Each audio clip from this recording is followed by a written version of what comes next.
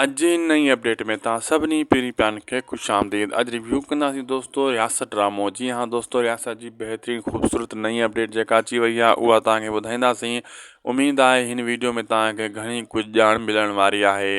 दोस्तो, हिन में काफ़ी सीन ॾेखारिया विया आहिनि जंहिंमें आज़म महंगल शादी करे रहियो आहे, यानी सोनू मिर्ज़ा सां, जेका ज़हर ज़िंदगी में उन जो भेण जो किरदारु अदा कयो हो। तव्हांखे यादि आहे रबन जी भेण जो किरदारु जंहिं अदा कयो हुयो सोनू मिर्ज़ा, तव्हांखे यादि हूंदी कमाल खान सां जंहिंजी शादी कई वई हुई।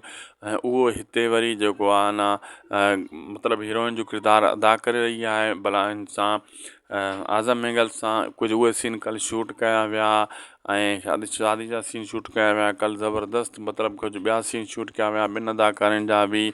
हिते मुर्कजान मेराणी बि हुई ऐं सोनू मिर्ज़ा बि हुई, सना रज़ा ऐं ख़ुदि आज़म महंगल ऐं उहो जेको आहे न काफ़ी ॿिया अदाकार बि इन्हनि जा सीन हिते शूट कया विया। ज़बरदस्तु सीन हुया इहे ऐं अञा शूटिंग लॻातार हली रही आहे रियासत ड्रामे जी।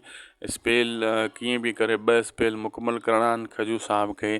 खजू साहब इन ई कोशिशि में आहे जेतिरो जल्दी थी सघे इन्हनि खे जल्दी फाइनल कयां ऐं कामयाबी हासिलु कयां। ऐं कामयाबी मिलंदी बि सही, खजू साहब जी महिनत भली हूंदी आहे। इन वजह खां इहा ई वजह आहे दोस्तो। अॼु जो वीडियो पुॻो पंहिंजी पुॼाणी ते। असांखे ॾींदा इजाज़त, मिलंदासीं तव्हां सां नेक्स्ट वीडियो में। थी सघे त असांजे यूट्यूब चैनल खे ज़रूरु सब्सक्राइब लाइक शेयर कंदा।